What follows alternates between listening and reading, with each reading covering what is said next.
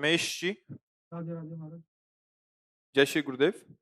महाराज जी, मुझ अदम पे पिछले 1 वर्ष से श्री जी की कृपा हुई और मैं YouTube के माध्यम से आपकी एकांतिक वार्तालाप को सुन रहा हूँ और आज आपकी कृपा से ही उस पे चलने का प्रयास कर रहा हूँ। आपके बल से मैंने पिछले 6-7 महीने से अंडा, मांस, मछली खाना सब कुछ छोड़ दिया। महाराज जी, मेरा एक प्रश्न है। किसका है?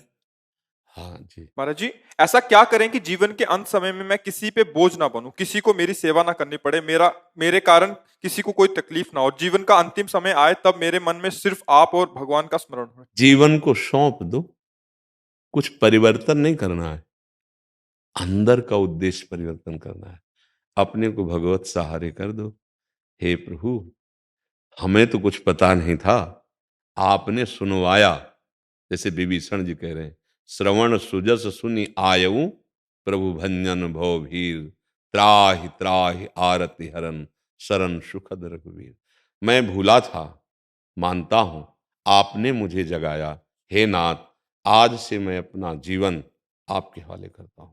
अंदर की बात कह रहे हैं, अगर हृदय से रखोगे तो फिर वो किसी न किसी रूप में आपको संभालते रहेंगे। जब कहीं भक्त को कोई संकट होता है और कोई बचाने वाला नहीं होता, वो कोई न कोई रूप रख के आ जाते हैं और सहयोग करते हैं, अंदर से और बाहर से भी।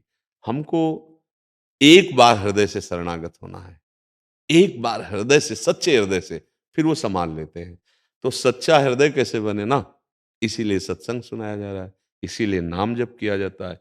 एक बार वो आर्त भाव से जब शरणागत हो जाता है तो अपिचेत्सु दुराचारो भजते माम अनन्य भाग, साधुरेव समंतव्या सम्यक व्यवसिता हिसा। वो चाहे जितना बड़ा दुराचारी रहा हो, भगवान कहते हैं, केवल हृदय से स्वीकार कर लिया कि प्रभु गलती हो गई, आपके सिवा कोई मुझे क्षमा करने वाला नहीं है, प्रभु आपके सिवा कोई मुझे अपना मानने वाला नहीं, नाथ मैं आपका, भगवान संभाल लिए। उसी को चौपाई में गोस्वामी जी कह रहे हैं, जो नर होई चराचर द्रोही, आवे सब है शरण तकी मोही। संपूर्ण विश्व का द्रोह करने वाला पापी हो, अगर उसको भी ये ज्ञान हो जाए कि मेरे से गलती हो गई, प्रभु की शरण में कोटि विप्रबध लागे जाहू, आए शरण तजहु नहीं ताहू। करोड़ों ब्रह्म ऋषियों का प्यारा भी हो, अगर उसे एक बात आ गई हृदय में कि प्रभु के सिवा मेरा कोई नहीं कल्याण कर सकता, मैं उसको भी नहीं त्यागूंगा। भगवान के वचन हैं, भगवान के। तो हम अगर हृदय से शरण हो जाए तो भगवान जैसे अर्जुन का रथ की बागडोर पकड़ ली, मेरे जीवन की बागडोर पकड़ लेंगे, पक्का, निश्चित समझो। अपने लोग पग पग पर भगवान की दुलार और कृपा को देखा है, पग पग पर देखा है। एक बार ऐसे संकट में फंस गए, गंगा जी का किनारा और सर्दी में कोहरा होता है, और जब बाढ़ आकर पानी सकिल जाता है तो ऊपर पपड़ी पड़ जाती है, मतलब एकदम प्लेन जगह दिखाई देती है, और वहां था भारी दलदल। अगर हम 2-4 कदम आगे बढ़ जाते तो दलदल में धंस जाते। अब गंगा का किनारा, कोई वहां व्यक्ति नहीं, कोहरा पड़ रहा है, प्राण निकलने की संभावना थी, क्योंकि जब कभी कोई आता तब उधर निकालता। अब कोहरा सर्दी में और बेघाट में, हम तो ऐसे भ्रमण करते थे, अचानक आवाज आई, ए सावधान, आगे दलदल है। तो उस समय मुझे लगा कि कोहरा है, कोई व्यक्ति देख रहा होगा। उसने कहा, तो एक छड़ी रखते थे, जो ही आगे चलकर ऐसे किया, वो पूरी छड़ी ऐसे दलदल, मलाई जैसा एकदम दलदल, और ऊपर पपड़ी थी, पीछे लौट पड़े। हमने काफी खोज की कि जो आवाज, वो हर समय रहता है, किसी न किसी रूप में वो आपको संभालता रहेगा। करो सदा तिनके रखवारी, जिम बालक राखे। पहले तो लगा किसी व्यक्ति का आवाज है, लेकिन जब तो लगा इस समय प्रातःकालीन धुंध मची हुई है, यहाँ कौन, मतलब मेरे भगवान मेरे को प्रतिपल देख रहे। वही विश्वास आगे बढ़ाता है ना। बचपन से कदम कदम पे देखा है भगवान का दुलार, पर अंदर से भगवान के सिवा हमारा ना कोई था, ना है और ना रहेगा। उसी बात से ये बात मिट जाएगी कि हमें किसी के सहारे की जरूरत है। सच्ची मानिए, भगवान हजारों हाथों से प्यार कर रहे हैं, लाखों नेत्रों से हमें दुलार दे रहे हैं। अब देखो, क्योंकि उनके सिवा मेरा कोई नहीं। अब क्या परवाह करनी। अभयद भुज दंड मूल पीन अंश सानुकूल। उनकी अभय भुजाएं सदैव अपने भक्ति के लिए फड़कती रहती हैं। हमको किसी के सहारे की जरूरत नहीं, क्योंकि किसी में जो कुछ भी बल है वो मेरे प्रभु का बल है। वो कोई भी रूप लेकर हमें सुरक्षा प्रदान करेगा, हमें सुख प्रदान करेगा। ये विश्वास हो जाए पक्का। कई बार हमने बताया ये सत्संग में, बड़ा विश्वास का विषय है। कल भी यही चर्चा की थी कि माधोदास बाबा बहुत भजनानंदी महात्मा थे। अब प्रारब्ध भोग आया, संग्रहणी का रोग हो गया, उसमें बार बार सोच होती है, पतली सोच बार बार। 2 4 10 सोच हो जाए तो आदमी का शरीर शिथिल हो जाता है। उनकी कई दिन से हो रही थी। अब ना भिक्षा जाना है, ना वहां कोई व्यक्ति आना, समुद्र के किनारे एकांत में हो। तो जब आंख खुली उनकी तो देखा एक 14 वर्ष की अवस्था, पीतांबर माथे पे बांधे हुए, पीतांबर पहने हुए, बाबा की लंगोटी सोच की धो धो के ऐसे फैला रहे, और सूखी लंगोटी बाबा को पहना के उनका बार बार मल साफ। तो सोचा मुझ अकिंचन के पास नवीन अवस्था कौन। तो अपनी जब भागवतिक दृष्टि से देखा तो जगन्नाथ जी, तो रो पड़े। कहा प्रभु प्रभु आप ऐसा क्यों किए। आप में सामर्थ्य थी, यदि आपको दया आ रही थी तो प्रारब्ध मिटा देते हमारा, प्रारब्ध मिटा आपने बोले नहीं बाबा, प्रारब्ध भोग लो, मैं तो स्वयं तुम्हारी सेवा। नहीं आपने क्यों की। तो बोले बाबा जब आपके हृदय में मेरे सिवा किसी का आश्रय नहीं है तो मैं ही तो करूंगा सेवा। भगवान के अनंत पार्षद हैं, भगवान ने किसी एक पार्षद को आज्ञा नहीं करी, स्वयं भगवान ने। भगवान का जो सारथी दारुक है, विश्व ब्रह्मांड में जितनी अश्व कलाएं हैं सबका वो गुरु है। भगवान ने दारुक को नहीं आज्ञा की कि अर्जुन का रथ हाँकिए, स्वयं सरकार बैठ गए। भगवान का जो सारथी दारुक है ना, अरे भगवान का सारथी है। विश्व की जितनी भी कलाएं अश्व के संबंधी रथ हाँकने सब में वो गुरु है। भगवान जगत गुरु दारुक जी को नहीं कहा कि चलो युद्ध में अर्जुन का रथ हाँक दो, हम क्यों द्वारिकाधीश्वर भगवान, नहीं स्वयं भगवान। जब भक्त को कभी आवश्यकता पड़ती है भगवान। एक सेन भक्त नाम के बहुत उच्च कोटि के महापुरुष हुए हैं, सेन भक्त उनका नाम था। वो जहां संतों को देखते थे तो भूल जाते थे मैं किस काम के लिए जा रहा हूं, क्या मतलब इतना प्रीति। जब जिसको भगवान से प्रीति होती है उसको भक्तों से अवश्य प्रीति होती है, और जिसको भक्तों से प्रीति होती है भगवान उसके अधीन हो जाते हैं। तो एक दिन वो राजा की सेवा में जाया करते थे, तो अपना वो सब सामग्री ले उसकी मालिश की जा रहे थे, तो रास्ते में देखा कई संत आ रहे हैं, तो भूल गए और दंडवत किया, आओ महाराज। तो संत भाव के भूखे हैं, उनके पास गए, अब वो सबकी सेवा खान पान जैसा फल फूल आदि जो, अब वो संत भगवान सुबह तक रुके। जब वो सुबह गए तब उनको होश आया कि राजा तो इंतजार ही करता रह गया उसकी मालिश का। अब डर सताया कि राजा रजोगुणी होता है, फांसी में चढ़ा देगा, क्योंकि हमने कोई सूचना निवेदन नहीं किया और सेवा में नहीं गए। इतने में 2 पार्षद आ गए राजा के, कहा महाराज ने आपको बुलाया है। अब उन्होंने सोचा अब अंतिम समय है हमारा, क्योंकि राजाओं का तो राजमद होता है, क्यों नहीं आए। अभी हम कहें साधु सेवा में नहीं आए तो दंड ही देंगे। अंदर से अपने भगवान का स्मरण करते हुए कि जो भी होगा हाँ भगवान मंगल करेंगे, और वहां पहुंचे। अंदर राजा बहुत प्रसन्न मुद्रा में बैठे थे। आओ सेन, कल तुमने जैसी सेवा की ऐसी मुझे जिंदगी में सुख नहीं मिला, जो चाहो मांग लो हमसे, मैं बहुत प्रसन्न हूं। उन्होंने सोचा विनोद तो नहीं कर रहा। तो उनका सरकार कल कहां, बोले नहीं, बहुत सुंदर सेवा की, और इतना सुंदर रूप कल तुम्हारा हमने देखा जो हमने कभी नहीं देखा।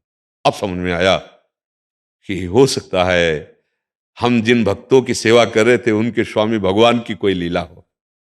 वह सरकार थोड़ा बताने की कृपा करे, क्या रूप आपने देखा। तो बोले तेल की कटोरी सामने थी और तुम हमारी पीठ की मालिश कर रहे थे, तो जब मैं ऐसे देखता तो तुम्हारा ये रूप था, और जब तेल की कटोरी में देखता तो अरविंदाक्ष कमल नयन श्याम स्वरूप, ये तुमने वो कभी रूप तो अपना दिखाया ही नहीं।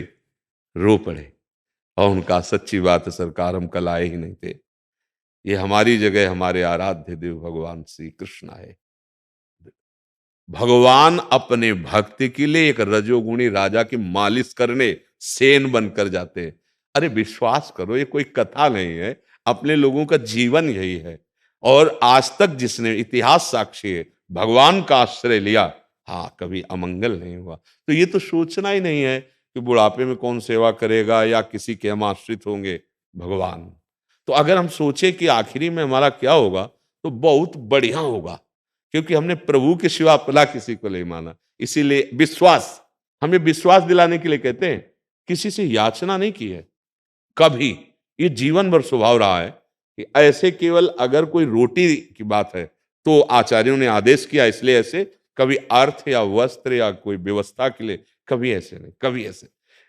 एक बार ट्रेन में बैठे हुए थे, तो वो पूरा उनका जांच वाला, तो कोलाहल मचा, तो उसमें संतों को भी वो लोग अपमानित कर रहे थे। मतलब अब बेटिकट होते, हम टिकट तो थी नहीं, ऐसे बैठे थे। अच्छा टिकट पैसे से होती है, तो हमको ऐसा कुछ ज्ञान नहीं था कि ऐसी घटना हो। जो ही दो तीन बगल में निकले, हम कहा शोरगुल कैसा? बोले फोर्स से जांच करने वाले, जिनके पास टिकट नहीं उनको पिटाई कर रहे हैं। और ऐसे तो हम कहा अच्छा ये तो आज लगता है। और जटाई बड़ी बड़ी थी, सन्यास भेष में थे, पद्मासन लगाओ बैठ गए। हम कहा चाहे मार डाले जाए, ना आंख खोलेंगे, ना बोलेंगे, ना हिलेंगे, शांत। कोई कुछ ले भगवान को प्रताप देखा, बूट की आवाज नीचे से आ रही थी, हमें किसी ने छेड़ा नहीं और कोई पूछा, बस जटाए ऐसे डाल ली और पद्मासन ऐसे। रक्षक भगवान, आश्रय भगवान। और हमारे पास था नहीं, अगर होता तो खरीदते, पक्की बात। एक बार वो अंग्रेजी में बोलने वाला युवक भी तो कूदा था। हाँ वो महोबा से जा रहे थे ना, तो उसमें हमको किसी भगत ने टिकट दे दी थी, वो छोटी वाली टिकट जो ऐसे, हाँ वो बैठा लिया था हमको अच्छे वाले में। अच्छे वाले को क्या कहते हैं? हाँ। अब वो जब वो आए तो उनका टिकट तो हम बड़े गर्व से दिखा दिया। तो वो लोगों ने कहा कहाँ जाना है? कहा बनारस जाना है। बोले 3 स्टेशन की टिकट है, वो कम निकल गए और ये जनरल की, और वो थोड़ा अभद्र बोलने लगे। तो एक आदमी ऐसे बैठा था, नीचे उतरा, अंग्रेजी से उनसे बात की, पैसा दिया और इतनी बड़ी कागज वाली टिकट, वो हमको टिकट दी और कहा आप आराम से बैठ जाओ। उनको, अरे कदम कदम पे भगवान का प्यार। इसीलिए वो कहते हैं भगवद आश्रित रहो। हाँ कायर भी नहीं बनना, एक बात समझना, क्या भगवान के भरोसे नहीं, कायर नहीं बनना, कर्तव्य का पालन करना, भरोसा प्रभु का रखना है, समझ रहे ना जी। मनमोहन दास जी, राधा भारत कृष्ण। शर्मा जी, महाराज जी राधे राधे। महाराज जी बहुत प्रयास करने पर भी मात्सर्य नहीं जा रहा, सर्व स्थान से न कोई सुहाता है, न गुण दिखता है, बहुत शीघ्र अभाव दिख जाता है, किंतु अच्छा दिखने पर मात्सर्य हो जाता है। क्या भगवत आनंद मिलने पर भी ही सर्वदा समाधान होगा? भगवत आनंद मिलने तक भगवत भाव तो किया जाए पहले। क्या अपने आराध्य देव से मात्सर्य होगा क्या? निज प्रभु में देखें जगत, केशन करें विरोध। इसमें कोई भाव लगाने की जरूरत नहीं। सत्य बात जो है उसे स्वीकार करने की बात है। भगवान ही सबके हृदय में है। नहीं, कई बार हमने उदाहरण दिया है, बिजली का कितना स्वरूप है आप गिनो। प्रकाश दे रहे, यंत्र चला, बिजली एक ही है सब में। ऐसे अच्छे या बुरे आचरण स्वभाव परवश हो रहे हैं, पर सामर्थ्य भगवान की है। जैसे यंत्र के प्रभाव से बिजली का जो क्रिया है वो बदल जाती है, कहीं ठंडा, कहीं गर्म, कहीं मृत्यु, कहीं जीवन। जीवन भी उसी चल रहा है, मृत्यु। हमारे हृदय में, सबके हृदय में एक ही परम पावर भगवान विराजमान है। दोष दृष्टि क्या अपने इष्ट पे होगी? ईर्ष्या वृत्ति क्या अपने इष्ट पे होगी? नहीं होगी। और अगर ये ईर्ष्या वृत्ति है तो अपना नाश जरूर हो जाएगा।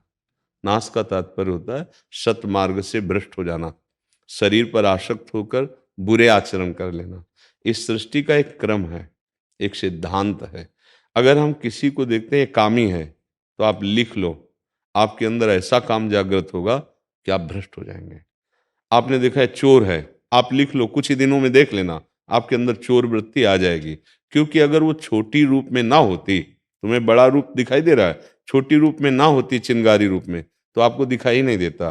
अपने अंदर वो बात होती है तो हम दूसरों के अंदर देखते हैं। यदि ये ईर्ष्या, ये मात्सर्य, मात्सर्य मतलब मेरे से आगे बढ़ा जा रहा है, या दोष दर्शन, तो किसी भी तरह से परमार्थ की तो बात जाने दो, व्यवहार में भी आप सुख चैन से नहीं रह सकते, क्योंकि बेमतलब आप जलते रहोगे।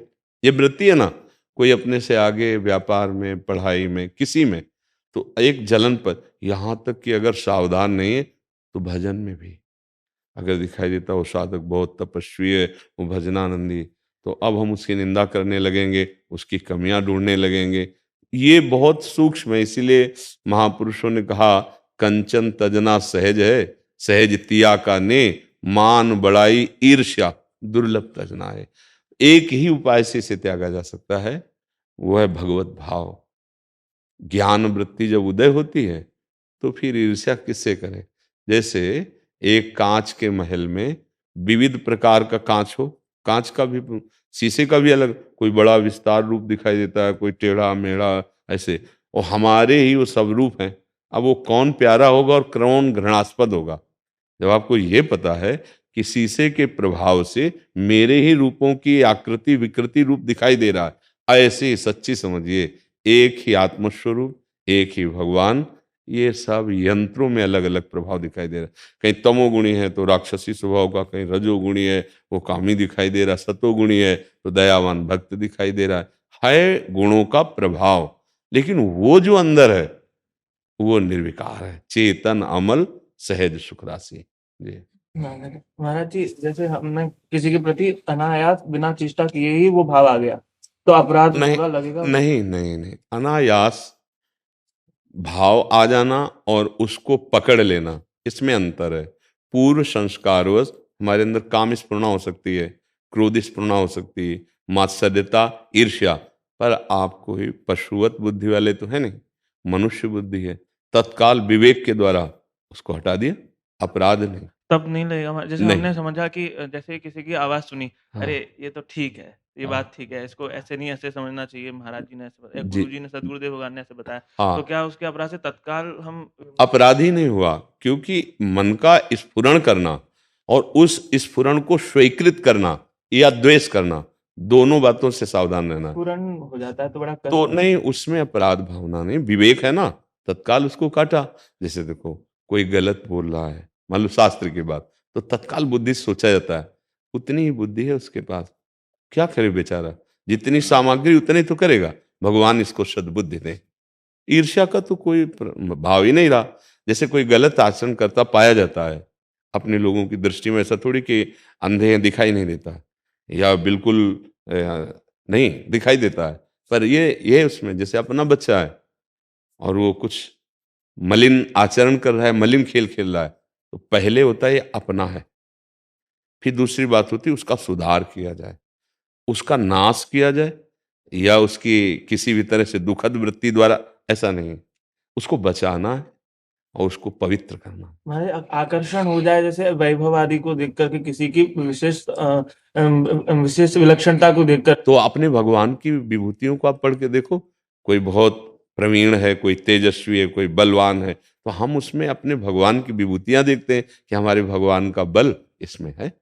भगवान के सिवा बचाव पक्ष कोई नहीं बचा, फिर सब माया ही माया है, और यही हृदय जलाती रहती, यही मलिन कर देती। हृदय में स्फुरण होना एक अलग बात है, जैसे हमारे अंदर काम का स्फुरण हुआ, हो गया बहुत जन्मों से संस्कार, अब उसका हम आदर नहीं करेंगे, पहली बात, संकल्प नहीं बनने देंगे, और अगर कहीं भूल से ऐसी आदर वृत्ति आ गई काम सुख की, तो हम क्रिया नहीं होने देंगे, तो बच गए। अब हमारे अंदर उसका दोष दर्शन हुआ, तो हम उसको तत्काल भगवत भाव में लाएंगे, नहीं ला पाए और दोष दर्शन पक्का हो रहा, पर हम वाणी से वर्णन नहीं करेंगे, दोबारा उसके प्रचिंतन जाएगा तो हम उसे काटेंगे नाम जप से, भगवत चिंतन से, तभी हम अद्वैष्टा सर्वभूतानाम मैत्र करुण एवच निर्ममो निरहंकारा शम दुखा सुखा क्षमी। किसी भी पूरे विश्व में एक से भी हमारा द्वेष न हो, न दोष दर्शन हो, तब जाके वो भगवान का प्रिय महाभागवत बनता। अद्वेष्टा सर्वभूतानाम मतलब अजात शत्रु ते सदा, एक भी दोष दर्शन किसी पे नहीं, ये कैसे हो सकता है? क्योंकि गुण दोष में संसार की रचना है, भगवत भाव से हो सकता है। सर्वभूतानां अद्वेष्टा सर्वभूतानां, सबसे प्रिय व्यवहार। जिसे कोई अशुभ वार्ता, अशुभ आचरण, हम नहीं उसके निंदा करेंगे, ये जरूर करेंगे कि भगवान से प्रार्थना करेंगे कि ये भूल में है प्रभु, आप इसको विवेक, वो हमें गाली दे रहा है, उससे हम पलट के गाली नहीं देंगे। हम यही सोचेंगे प्रभु एक सीमा तक, अब वो हमारे इष्ट और गुरु को गाली देने लगे, अब वो धर्म विरुद्ध आक्रमण करने लगे, अब वो सीमा पार हो गया है। अब हमारे पास जितना बुद्धि बल है उसके अनुसार उसका हम विरोध करेंगे, उसको रोकेंगे। समझ रहे ना, एक सीमा है जहां तक हम अपने धर्म की रक्षा के लिए, अध्यात्म की रक्षा के लिए शांत हैं। और इस अब जैसे कोई आके हमारे प्रभु की, हमारे गुरु की अवहेलना करने लगे, तो वाणी में जितनी दम है, बुद्धि में जितना पावर है और शरीर में जितना पावर है, हम उसका विरोध करें। तिलक ऊर्ध्वपुंड लगा होता है तो भय लग जाता है महाराज। नहीं नहीं, काल नेमी ने कुछ श्रृंगार कम किया था क्या? हनुमान जी ने उठा के पटक दिया था? नहीं पटका था, वो भी राम राम बोल रहा था, इसीलिए सर झुकाया था। लेकिन जब देखा कपट, ये तो पाखंड कर रहा है, ये तो राक्षस है, भगवान का भक्त तो है नहीं। परम कल्याण हुआ हनुमान जी के द्वारा। पर हनुमान जी ने उसका स्वागत कैसे किया जानते ना? कोई कमी रखा था क्या? वो भी तिलक लगाया था, कंठी बांधे था, तभी तो हनुमान जी महाराज झुक के प्रणाम किए, उतर के उसी को तो प्रणाम किए। हनुमान जी ने कोई ज्ञान दृष्टि का प्रयोग नहीं किया, बाहर चिन्ह को देख देख करे, वैष्णव है, भगवान का भक्त है, राम राम कह रहा है, लेकिन उसकी जो आज्ञा हुई वो भी करने जा रहे थे। पर भगवान कृपालु है ना, बचाते हैं ना सत्य को। वो तत्काल एक मकरी ने बताया कि महाराज ये बाबा जी नहीं, संत नहीं, ये तो कालनेमी राक्षस है, भगवान ने उसका वध कर दिया। अगर कोई तिलक लगाए हमारे इष्ट की निंदा करता, भक्त कैसे हो सकता है? क्या चिन्ह लगाने मात्र से भक्त हो जाएगा क्या? नहीं नहीं, हमारे गुरु की, हमारे इष्ट की, हमारे धर्म की नहीं। हाँ, हमारी निंदा करेगा हम सह लेंगे, वो हमें कटुवचन कहेगा हम सह लेंगे, लेकिन हमारे धर्म और हमारे इष्ट या हमारे राष्ट्र पे आ रही वो बात, फिर हम सहन नहीं करेंगे, फिर हम शांत नहीं रहे। जितना तप बल, भजन बल, बुद्धि बल है, उसके द्वारा हम उसका विरोध करेंगे। क्योंकि संत संभ श्री पद अपवादा, कही सुनीता असमर्यादा, काटी जीभ तासु जो बसाई, श्रवण मूंद नत चले पराई। असमर्थ है तो कान में अंगुली डाल के चले जाएंगे, समर्थ है तो जबान बंद कर देंगे किसी भी तरह से। ये सिद्धांत है। दोनों बातें समझनी हो, केवल एक ही पक्ष नहीं है। अगर अन्वय है तो फिर व्यतिरेक भी है। हाँ, तो अगर जहां तक हमारी बात है कि हमें कोई कष्ट दे, तो हम प्रार्थना करेंगे प्रभु उसका कभी अमंगल ना हो, उसकी बुद्धि शुद्ध हो, उसे सुख मिले। लेकिन जब हमारे गुरुदेव, हमारे धर्म, हमारे इष्ट पे, तो जानते हैं कि आप ही हो, पर आपका विरोध करेंगे। आप हमारे इष्ट का अपमान करें, आप हमारे गुरु का अपमान करें और हम चुपचाप हाथ जोड़े बैठे रहें, ऐसा असंभव। आप समझ रहे ना? हाँ, ये थोड़ा सा इसमें विवेक की आवश्यकता है। हाँ, कहीं कहीं कल भी चर्चा की थी, अहिंसा परमो धर्मा है, तो कहीं कहीं हिंसा अहिंसा से भी ज्यादा परम धर्म हो जाती है। कोई हमारे गुरु जी को मारने जा रहा है, कोई हमारे धर्म को नष्ट कर रहा है, अब उस समय हम कहें अहिंसा परमो धर्मा। कोई हमारे राष्ट्र पर भय आ रहा है, हम कहें अहिंसा पर नहीं। संतों ने वेन चरित्र पढ़ के देखो भागवत में, जब उसने भगवान की निंदा की, धर्म के विरुद्ध आचरण किए, तो स्वयं महापुरुषों ने जाकर उसको मार दिया, मंत्र बल से तत्काल मारा उसे। और फिर इसके बाद उसी की भुजाओं का मंथन करके भगवान पृथु और रजती को प्रकट किया। तो ये है जो अहिंसा परमो धर्मा है, वो एक सीमा तक है, हमको सता लो, लेकिन हमारे धर्म, हमारे राष्ट्र, हमारे गुरुदेव, हमारे इष्ट के प्रति फिर हम चैन से नहीं कि आप निंदा कर रहे हो, आप मेरे भगवान, ऐसा नहीं। फिर एक प्रसंग आता है, भगवती अम्बा जी, पार्वती जी जब तप कर रही थी, सप्तऋषियों की परीक्षा के बाद स्वयं भगवान शिव आए और वो एक संत के वेश में आए। तो जब माता पार्वती जी ने देखा कि कोई तपस्वी मुनि आया है, तो प्रणाम किया, आसन दिया, विराजिए। जब बैठ गए तो उनका, आप किस लिए तपस्या कर रहे हैं? तो उनका देवाधिदेव महादेव भगवान शंकर को पति रूप में वर्ण करने की। अब भगवान शंकर ही थे, निंदा शुरू कर दी, प्रीति परीक्षा। पहले सप्तऋषियों को भेजा था, फिर आप स्वयं आए, कहा कि क्या शंकर जी में रखा है, भगवान शंकर में क्या है? बट वृक्ष के नीचे रहते हैं, उनको किसी से राग है नहीं, घोर वैरागी, मुन्नों की माला, चिता की भस्म लगाए, सर्पों के, कोई आभूषण नहीं, कोई कोमल वस्त्र नहीं, कोई महल नहीं, आप ऐसे महादेव के लिए आप, उनका सावधान।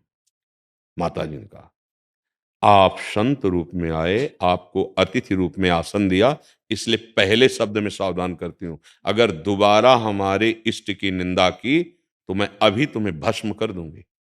ये मत समझना कि तुम्हें अतिथि सत्कार दिया है तो आप हमारे इष्ट, पर वो और कोई हो तो रुके। भगवान शंकर फिर शुरू किए, आखिरकार हम तुम्हें समझाना चाहते हैं कि जी माता जी अब भद्रकाली भी यही है, प्रचंड दैवी शक्ति जी, ऐसे तो महादेव जी प्रकट हो गए अपने रूप में और कहा देवी हम ये देखने आए थे कि आपका कितना प्रेम है, कितनी प्रीति है। तो वो शांत हुई। तो हमें हमारे भगवत स्वरूपों से परिचय मिलता है। प्रहलाद जी साष्टांग दंडवत पिता को करते थे, साष्टांग दंडवत पिताश्री कह के बाद जो ही उसने भगवान की निंदा की तो पिता नहीं कहा, दैत्यराज कह के, और एकदम विरोध में खड़े हो गए कि कुछ भी कर ले, मार डाल, मेरी जबान से नाम नहीं रुकेगा, हृदय से भगवान की भक्ति नहीं जाएगी। लाखों उपाय किए, कुछ नहीं कर पाया। ऐसे हम अगर आराध्य देव या गुरुदेव या धर्म पर संकट आता देखेंगे, फिर अहिंसा परमो धर्मा नहीं चलेगा। फिर ये नहीं होगा कि हम संत बन करके हाथ जोड़े बैठे, नहीं, अपने लिए हाथ जोड़े बैठे, मार दे तो थप्पड़, चलो हमारा प्रारब्ध है, उसे भोग लेते हैं भगवान की। लेकिन गुरु के ऊपर हाथ उठा दो, इष्ट की अवहेलना कर दो, धर्म फिर नहीं चलेगा। समझ पा रहे ना? हाँ, तो हम कहीं एक सीमा तक ऐसा, अब जैसे कोई शास्त्र विरुद्ध अर्थ बोल रहा है, हम कैसे स्वीकार कर सकते हैं? जब हमें पता है कि अर्थ इसका अनर्थ कर रहा है, तो हम कैसे स्वीकार कर सकते हैं? हम उसकी निंदा नहीं करेंगे और उसकी बात भी नहीं सुनेंगे, उसका आदर भी नहीं करेंगे, दूर रहेंगे हम। तजिए ताहि कोटि बैरी सम, यद्यपि परम स्नेही, जाके प्रिय न राम वेदे। शास्त्र विरुद्ध वार्ता अगर कोई करने जा रहा है तो हम कहते हैं महाराज महाराज। क्यों? क्योंकि ये बात प्रमाणित हो जाएगी जो आप बोल रहे हो। तस्मात् शास्त्रम प्रमाणन्ते, अनुभूत और शास्त्र प्रमाणित बोलिए, मनमानी नहीं बोलना। तो अब उनका हम निंदा नहीं कर रहे, उनकी अवहेलना नहीं कर रहे, शास्त्र प्रमाणित बात करिए।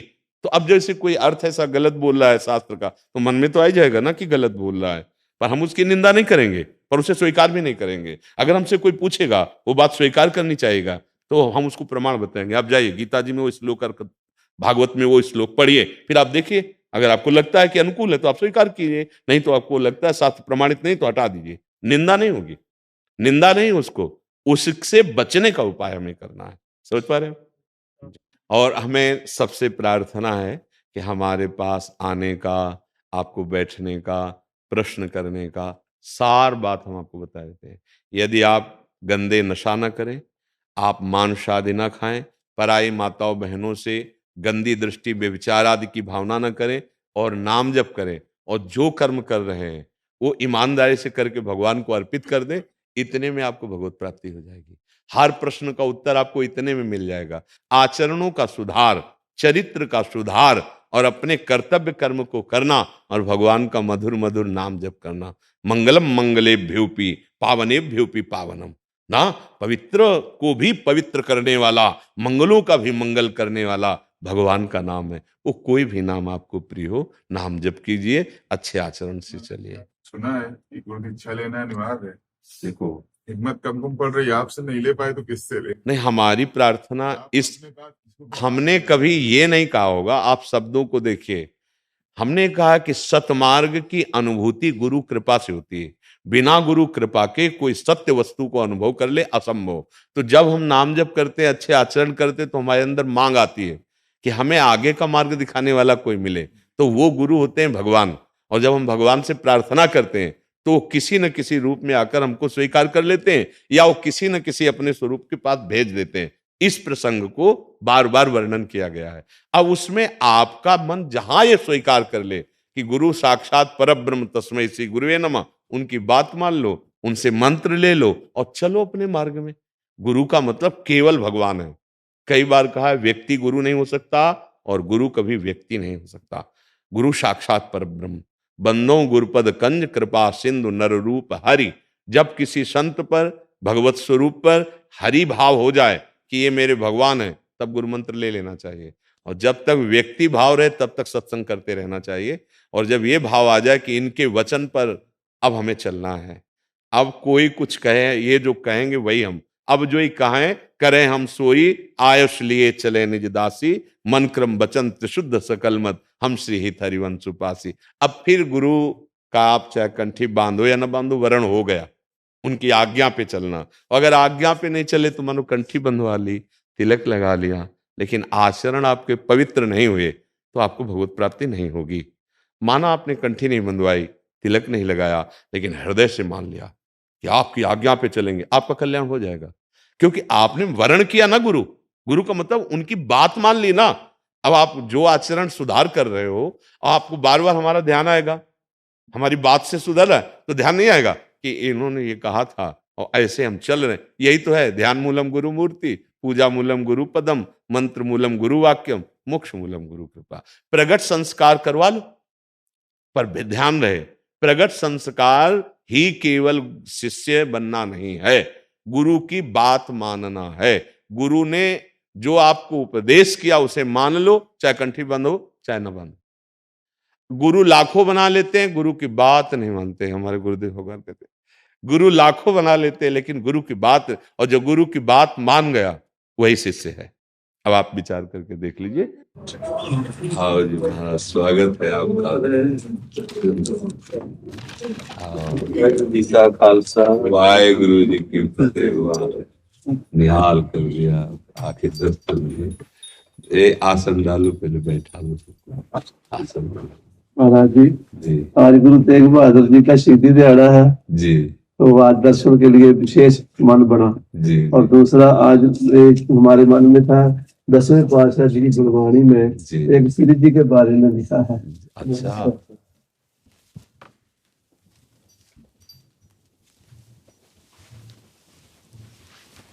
सेत धरे सारी वृषभान की कुमारी, जस ही को मनो बारी, ऐसी रची है न को दई, रंभा उर्वशी और सची, सो मंदोदरी पे, ऐसी प्रभा का की, जग बीच ना कछ भई। आहा, मोतिन के हार गरे डार, रुचि सो सुधार, कान्ह जू पे छली, कवि श्याम रस के लई, सेतय साज साज चली, सांवरे की प्रीति काज, चांदनी में राधा मालूम चांदनी सी हो गई। दल्ले श्री वाहेगुरु जी की फतेह। वाह, हाँ गुरु जी की बहुत कृपा। ये तो श्री जी का, ये हमारे लिए आप लाए। एक वो वस्त्र जो है पहले नीचे बिछा के, और एक ऐसे लाओ, एक वस्त्र ला। महाराज जी यकीन नहीं हो रहा कि आपके दर्शन कर रहे हैं। अरे हमें यकीन नहीं हो रहा कि आप इतनी सुंदर भेंट लाए। आप इसको वहां आसन बिछा के और ऊपर सम्मान से, हाँ प्यारी जी की बात, प्यारी जी विराज धन्यवाद। हाँ धन्यवाद। वो श्वेत वाली जो प्रसादी है सुन रही, बहुत सुख मिला, बहुत सुख मिला। हाँ सबको ऐसे, ये मेरी लाडली, जैसे गुरुवाणी में लिखा है ना कि कोई देवी उर्वशी रंभा मंदोदरी, कोई ऐसी त्रिभुवन में किशोरी जू जैसी नहीं।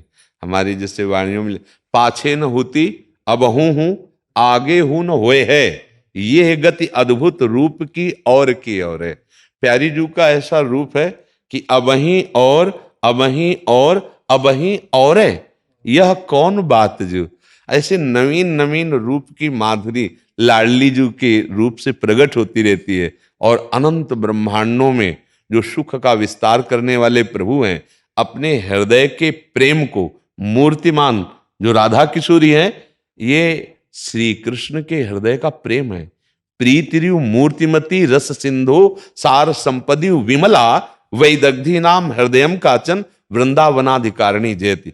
जो परब्रह्म परमात्मा तत्व श्री कृष्ण है, उनके हृदय का जो आनंद है, जो प्रेम है, वो जब रूप धारण किया तो श्री राधा किशोरी के रूप में है। हाँ, ये जो प्यारी जू के चरणार बिंद का आश्रय लेकर हम उपासना करते हैं, इसका मतलब हम प्रेम की उपासना करते हैं। हाँ, अच्छा प्रेम ना हो तो ना गुरु का अनुभव होगा ना गोविंद का अनुभव होगा।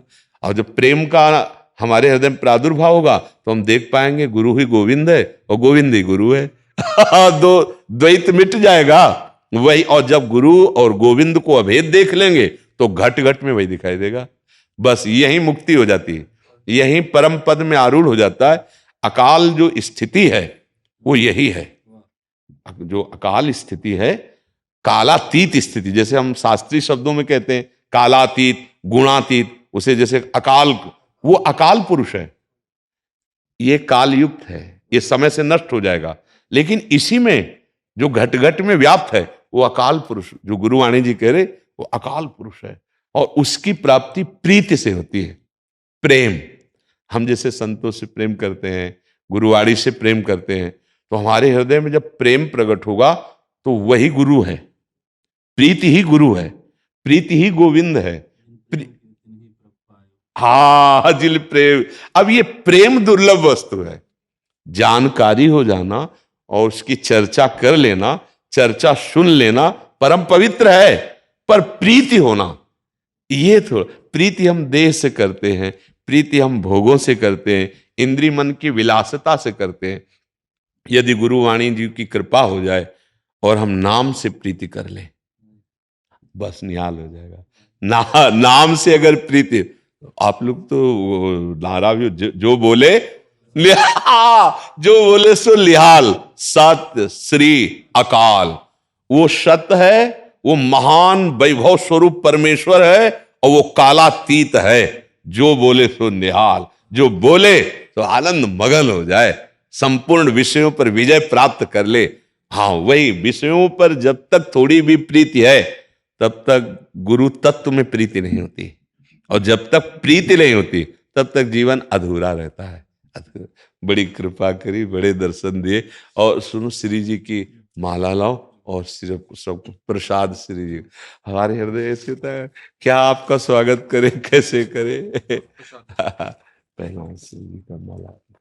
महाराज धन्य हो गए हम आपके। धन्य तो आपने किया, आप आकर दर्शन दिए, ये हमारे सौभाग्य उदय किए आपने। मैं ऑस्ट्रेलिया से आया था अपने बच्चों के साथ। मैंने सोचा था जहाज से उतरते पहले आपके दर्शन करने जाऊंगा, जी। पर थोड़ा सा लेट हो गया। बड़ी कृपा की आप दर्शन। और क्या सेवा करें आप? कृपा रखो, बस प्रेम की कड़ी दे दो। आप तो प्रेम स्वरूप ही हैं। थोड़ी चढ़ते चढ़ते नीचे हो जाता काम। सीढ़ी चढ़ते चढ़ते कभी नीचे कभी ऊपर हो जाता। नहीं, हम लिफ्ट में बैठे हैं। हमें चढ़ना ही नहीं है डायरेक्ट फ्लोर पे खुलेगी जाके। ले वाहेगुरु का खालसा, वाहेगुरु की फतेह, वाहेगुरु का खालसा, वाहेगुरु की फतेह। इसमें हम कहीं नहीं चढ़ रहे हैं। वाहेगुरु का प्रताप, हम लिफ्ट में बैठे हैं, गुरुदेव की कृपा रूपी लिफ्ट पे, गुरुवाणी की कृपा में हम चल रहे हैं।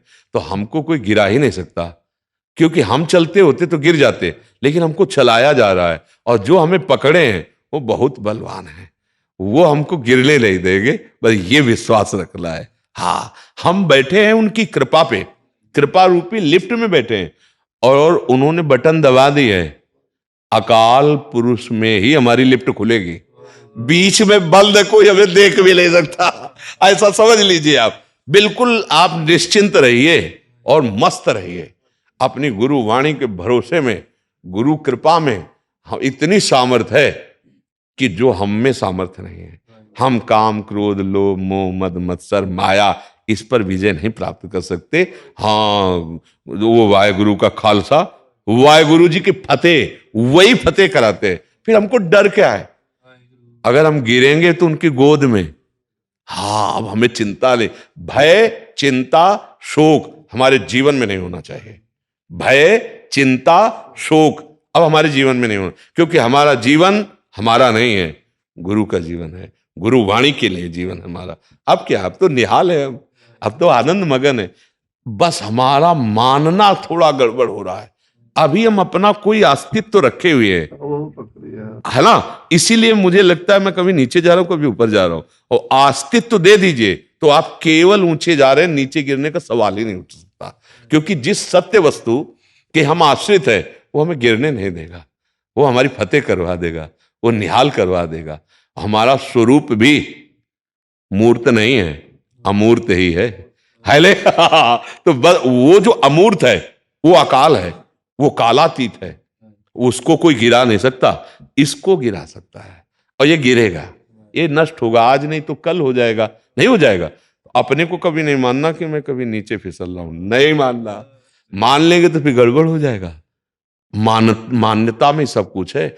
अगर हम नीचे गिर रहे हैं तो इसका मतलब अभी हमने हाथ नहीं पकड़ाया, अभी हम उनकी कृपा में नहीं, तो हमको ये शब्द अब कभी नहीं निकालना, कभी नहीं निकालना। हाँ निहाल कर दिया, निहाल कर दिया। जय हो, जय हो। धन्यवाद, बहुत सुख मिला। गौरव कटारे जी ललितपुर से। श्री हरिवंश राधा वल्लभ, श्री हरिवंश। महाराज जी मेरी पत्नी की 9वें महीने में डिलीवरी हुई थी। डिलीवरी में बच्चा मृत पाया गया। पेट में बच्चे की बीमारी के बारे में डॉक्टर ने 6 महीने पहले ही बता दिया था, परंतु हमने प्रभु पर विश्वास करके या उन पे कि बच्चा जैसा भी होगा ठीक होगा। मेरा प्रश्न महाराज जी ये है कि मेरे साथ जो हुआ, क्या इसमें भी कुछ अच्छा ही हुआ या कोई मेरा प्रारब्ध का फल था? इसके साथ ही उस बच्चे की आत्मा इसमें आप अक्षरशः सत्य समझना। जिसको आज का सत्संग तो सुना था। हाँ, जिसको जितने मिनट, जितने सेकंड, जिस योनि में रहना, उसके आगे नहीं रह सकता। ये सिद्धांत है। जैसे एक रात्रि में माँ और पिता का अंश मिलकर बुलबुला बना, उसी समय नष्ट हो सकता है।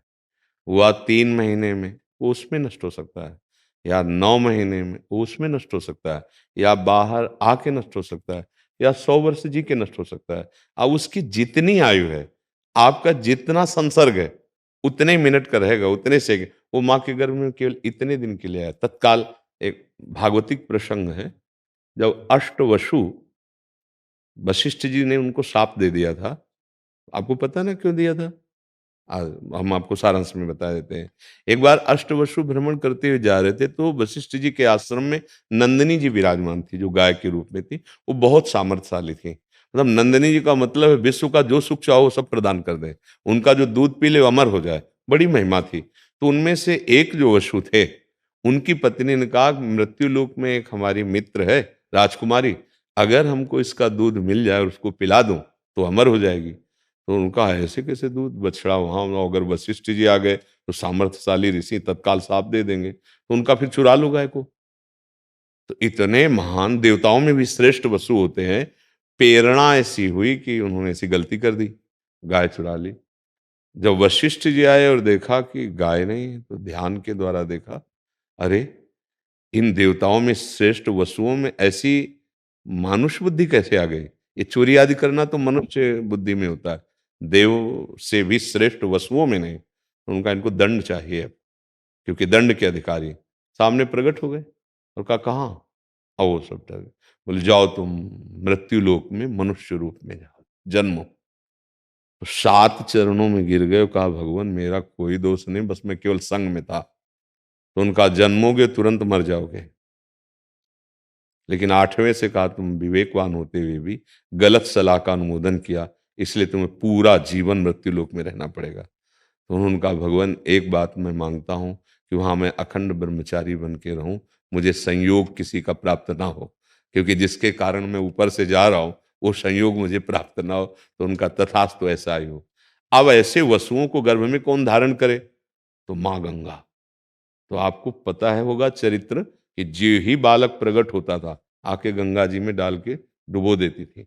जब 8वें का हुआ तब शांतनु जी को रहा नहीं गया। उनका, तू कौन है? ऐसी मैं किसी भी स्त्री के हृदय को नहीं देखता कि अपने नवजात शिशु का वध कर दे गंगा में जाके। तू कौन है? स्त्री है या कौन है तू? और ये उन्होंने शर्त रख दी, जिस दिन पूछ लिया कौन हो, क्या कर रही हो, उसी दिन मैं आपसे अलग हो जाऊंगी। तब बताया कि मैंने पहले तुम्हें इसीलिए नहीं बताया कि तुम्हारी हिम्मत नहीं होती हमारी तरफ देखने की, मैं जगत को पावन करने वाली गंगा हूं।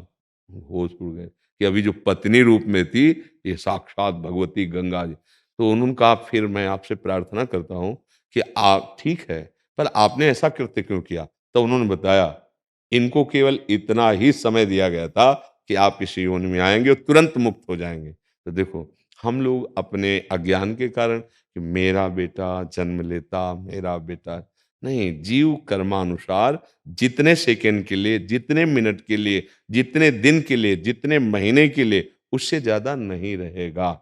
जवान जवान लोग चले जाते हैं, नहीं कोई जरूरी थोड़ी कि बूढ़ा होकर के मरे। आप वो तो सब देख रहे हैं, प्रक्रियाएं देख रहे हैं। तो इसलिए विवेक का आश्रय लो तो धैर्य पूर्वक समझ पाओगे, मोह का आश्रय लोगे तो आप भगवान पर दोष दोगे। उस जीव को केवल इस योनि में इतना ही आना था। अब यह मुक्त हो गया, पता नहीं, या किसी और योनि में गया, ये तो भगवान जाने, क्योंकि ये सारी बातें उनके हाथ में है। या तो जो उस कोटि के हो, अपने तो केवल उनके विधान को जानते हैं कि भगवान का विधान। हाँ सुनो भरत, भावी प्रबल, बिलख कहो मुनिनाथ, हानि लाभ जीवन मरण जस अपयस विधिहान, उनके विधान के हाथ में। इसमें असंतुष्ट मत हो, उस जीवात्मा का उतना ही समय। और कहीं ना कहीं हमारे कर्म होते हैं, हमारे कर्म का संयोग बना, तभी तो जीवात्मा इतने दिन के लिए आया और हमें क्षोभ पैदा कर दिया। माँ को कष्ट हुआ, हृदय को कष्ट हुआ, आशा हमारी छेदन हुई। हमारी आशा थी कि हमारे कुल परंपरा को चलाने वाला बालक, ये हमारे कर्मों से ही होता है। एक दिव्य महापुरुष के वचन से हम आपको बता रहे हैं कि एक दो मित्र थे, वो अपने नगर से मानो बंबई गए कमाने के लिए। अब बड़ी मेहनत करके पैसा कमाया, धीरे धीरे और पैसा बढ़ाया, फिर उन्होंने एक होटल खोल लिया, बहुत जोर का होटल चलने लगा। अब करोड़ों रुपए का मालिक, तो उसके मित्र का मन बदल गया कि जा अगर ये मित्र मर जाए तो पूरे प्रॉपर्टी का मैं अधिकारी। उसने अब मित्र के साथ विश्वासघात, जहर खिला दिया, वो मर गया।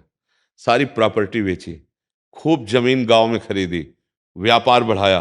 अब गांव में जब पूछा कि तुम्हारे साथ जो मित्र गया था, तो उनका वो तो रास्ते से ही अलग हो गया था, हमें उसके विषय में कुछ नहीं पता। अब वहां गांव के लोग थोड़ी बंबई में देख रहे थे, लेकिन जो देख रहा था वो रचना कैसी रचता है। अब ब्याह हुआ, कुछ दिन बाद गर्भ रहा, बढ़िया पुत्र पैदा हुआ। अब तो खुशी ही खुशी। उसको देखो, अधर्म का परिणाम बाद में समझ में आता है, पहले इतना मीठा लगता है कि उसको मारा तो देखो कितना मंगलमय हो गया। जमींदार हो गए, व्यापार बढ़ गया, ब्याह हो गया, पुत्र हो गया। अब पुत्र स्वस्थ और इतना लुभावना कि माता पिता दोनों आकर्षित उस पर। अब पढ़ाई लिखाई में इतना ग्रेजुएट, अब उसको अमेरिका भेजा, पैसा खूब था, वहां पढ़ना लिखना शुरू किया, बीमारी शुरू हो गई। अब वहां से अब यहां से बेचना शुरू हुआ।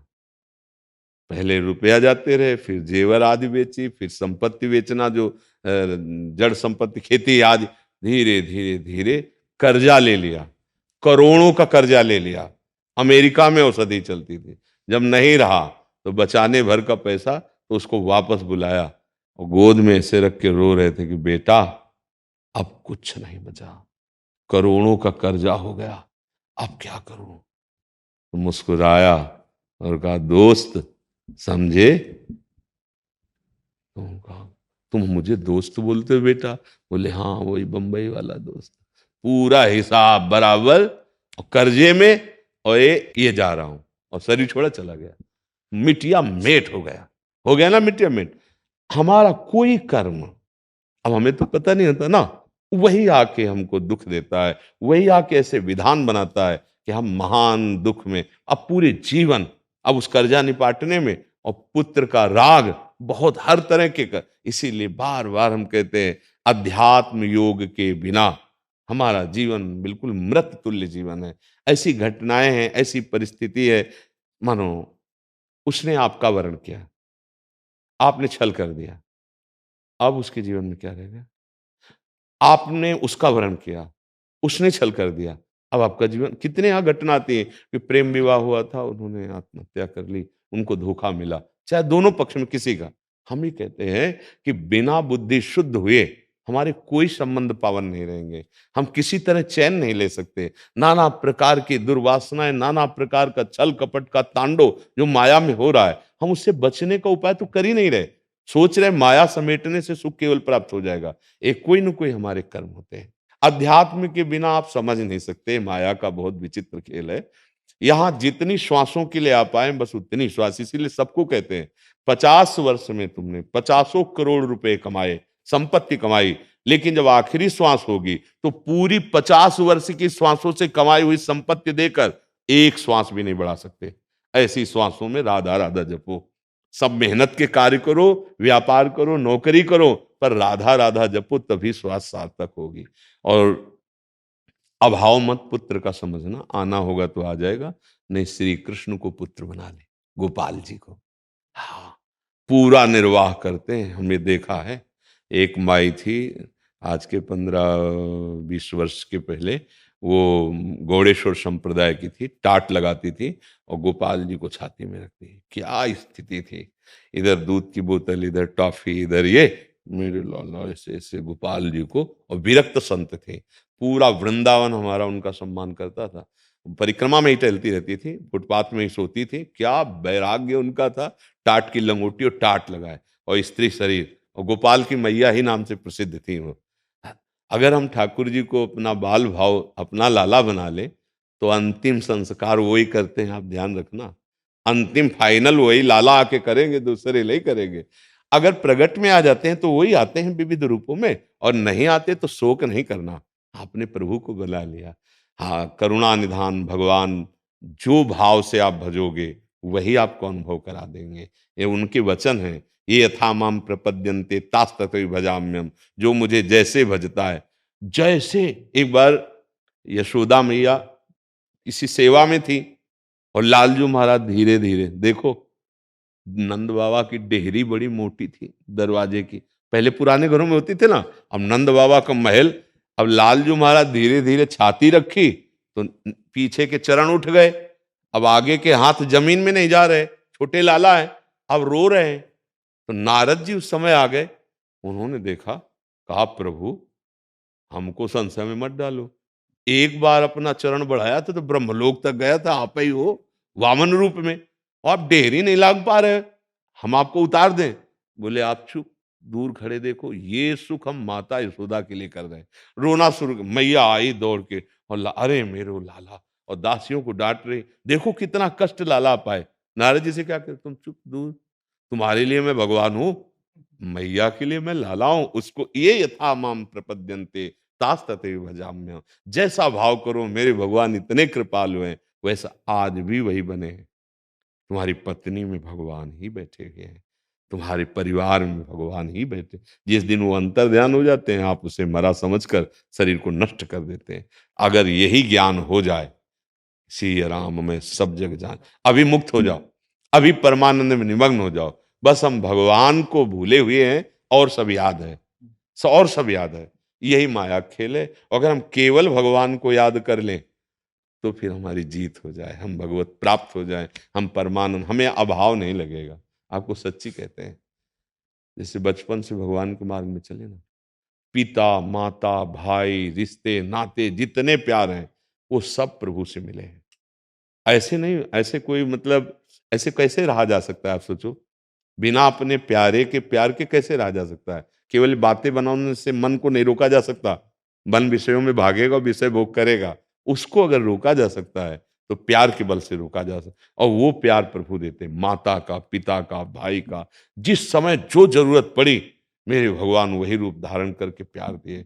आज आपको भी वही प्यार दे रहे हैं, आप पहचान नहीं पा रहे। आप अपनी स्त्री मान रहे हो, आप अपना पुत्र मान रहे हो, आप उसे पिता रूप में देख, पर उसे नहीं देख रहे जिसको देख रहे हो। जब मान लो पिता के शरीर से प्यार है और वो पिता निकल जाए तो उस शरीर को क्या करोगे, मतलब उसी से प्यार कर रहे थे, पर हमें ये ज्ञान नहीं है। अगर ये ज्ञान करके प्यार करो, जड़ चेतन जग जीव जत सकल राम में जा, अभी मुक्त हो जाओगे, अभी आनंद आने लगे। ये अध्यात्म आनंद के लिए है। हाँ, कभी शोक मत करो, आना जाना यहाँ का क्रम है, आना जाना मिटाना ये मनुष्य जीवन का कर्तव्य है। अगर इस कर्तव्य का पालन कर लिए तो निहाल हो जाओगे। ठीक है, शोक मत करना, क्योंकि यहाँ यही माया प्रसाद में देती है, शोक दुख चिंता भय अशांति यही देती है। महाराज जी उसको आया तो था वो, मैं महाराज जी उसकी आत्मा के लिए शांति के लिए कुछ जैसे उसको अभी दूसरे जीव में मिल गया हुआ तो ठीक है, अगर जैसे नहीं हुआ हुआ तो शांति के लिए। मालिक है ना प्रभु, ये सारा खेल उनका है। तुम तो कुछ क्षण के लिए बाप बने, वो अनंत जीवों के बाप थे, बाप है, बाप रहेंगे, वो सारी व्यवस्था करते हैं। अब आपको अगर पिता होने के भाव से लगता है तो आप नाम जप करो और उस जीवात्मा को दे दो, जहां भी होगा एकदम पावर से उसका मंगल होना शुरू हो जाएगा। उसके लिए गौ सेवा, संत सेवा, पशु पक्षी सेवा में अपने पास जो है 10 रुपए है, हम 10 रुपए दे देते हैं और उसका फल उसको प्राप्त हो जाएगा। आप ऐसे भाव से कर सकते हो, और नहीं तो सच्ची बात तुम्हें बताए, वो अनंत ब्रह्मांडों का पिता है, उसका पालन पोषण करना यही स्वभाव है। 3 लीलाएं हो रही हैं, जन्मना, पालन करना और नाश करना, तीनों बराबर अपना अधिकार इस सृष्टि पे है। अब नाश लीला होती है तो हम लोगों को पसंद नहीं आती, जन्म लीला और पालन लीला 2 लीला तो पसंद आती है, लेकिन नाश लीला पसंद नहीं आती। और अगर सच्चा ज्ञान हो जाए तो हम वैसे ही राजी रहेंगे। मरने से सब जग डरा, मेरो मन आनंद, कब मरी हो कब भेटी हो, पूरन परमानंद। राधा राधा राधा राधा राधा राधा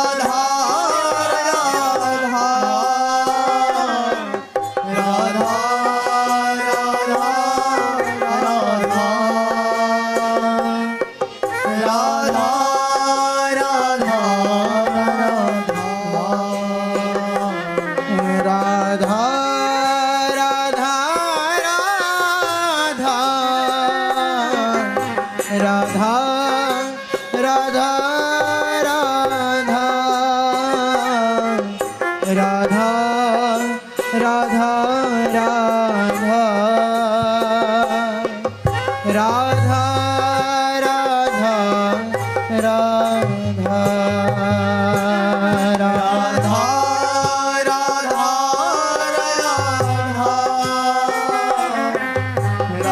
राधा